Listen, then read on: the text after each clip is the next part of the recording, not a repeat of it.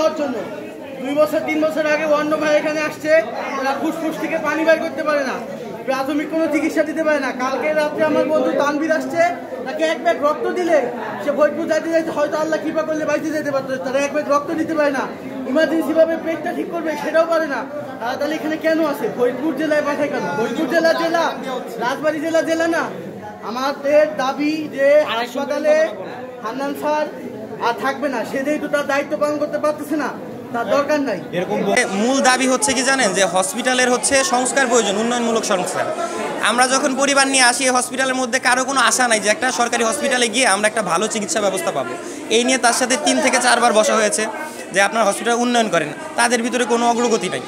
তাকে আমরা বলছি, গতকালকে যেমন একজন পেশেন্ট মারা গেছে, সে আমাদেরই ছোটো ভাই, এরকম অহরহ মারা গেছে, আজকেও মারা গেছে, কালকে আমি মারা যাবো, পরশু আপনি মারা যাবেন। তার সাথে যখন উন্নয়নমূলক কথা হয় সে হাসে।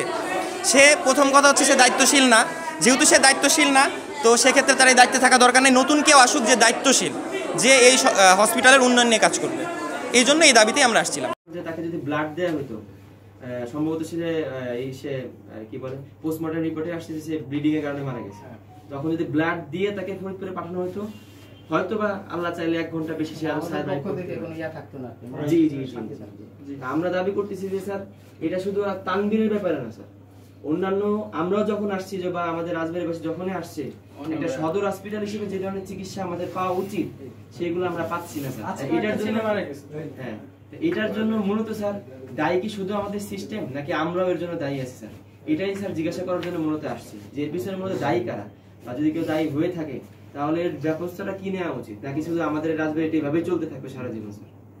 না না, অবশ্যই অবস্থা উন্নত করা দরকার। এবং এইখানে দেখা দরকার যে আমাদের ডাক্তারদের বা যারা আছে তাদের কোনো অবহেলা আছে সেটা অবশ্যই দেখা দরকার। আমাদের তো এখানে আসেন, উনি অবশ্যই দেখবে। আপনি আমার মনে হয় একটা তদন্ত করতে পারেন, তদন্ত করে আপনার দরকার না, কিন্তু তারা থাকবে তদন্ত দেখেন প্রত্যেক এই ঘটনা আরেকটা কথা, সারা বছর আমরা তদন্ত করতে আছে।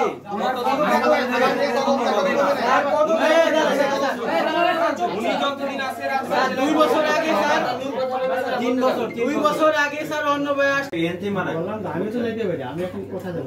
আমার থেকে নেবে। জি, এটা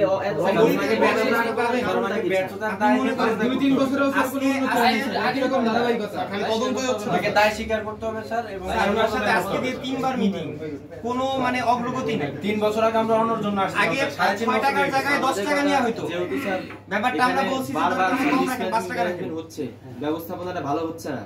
তিনি এমনকি জরুরি যে ব্যবস্থাগুলো নেওয়া দরকার সেগুলো কোনো ব্যবস্থা এই পর্যন্ত নেয় নাই, বারবার ঘটার পরেও। আমার কাছে মনে হচ্ছে দায়িত্বের জায়গা থেকে হয়তো উনি একটু এখন মানে সমর্থ হচ্ছে। আমরা চাই যে এই দায়িত্বটা নিতে পারে তাকে এখানে বসানো, কারণ আমরা এমন গার্ডকে তো রাখবো না যে থাকার পরও চুরি হয়ে যায়। এই গার্ড থাকার চেয়ে না থাকে তো স্যার ভালো। আমাদের দরকার নেই স্যার, ওনার অফিসে আমরা তালা মেরে দেবো, উনি থাকবে না। হসপিটাল চলবে,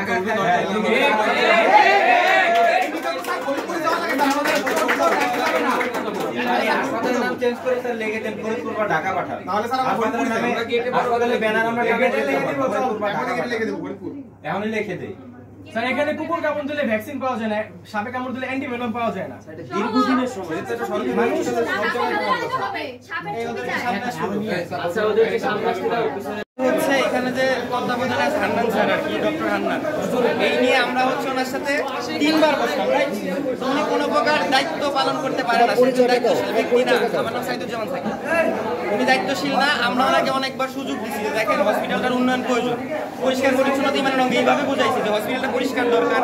যারা দায়িত্বশীল ডক্টর 8টায় আসার কথা 11টায় আসে, তারপর হচ্ছে বিভিন্ন রিপ্রেজেন্টেটিভ ঘোরাফেরা করে হসপিটাল, তাদের কি কাজ?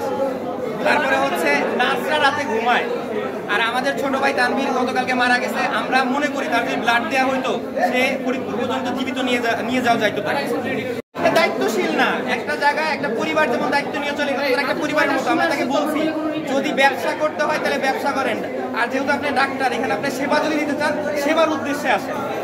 এখানে সে তাদের কোনো টাইম সেন্স নাই, এক সময় এক এক রকম এক এক লোক আসে।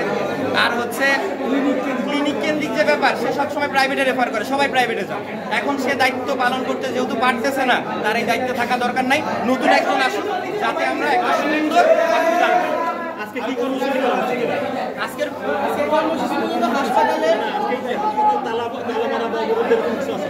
না না না না, আজকে হসপিটালে আসার মূল কারণ ছিল হচ্ছে তার সাথে বসে সমাধান করার। তাকে আমরা যখন প্রশ্ন করছি সে হাসে, তার ভিতরে যে একটা ব্যক্তিত্ব থাকবে যে না নৈতিকতা কিছুই নেই, তা আমরা চাই তার পদত্যাগ, তার দরকার নাই এখানে।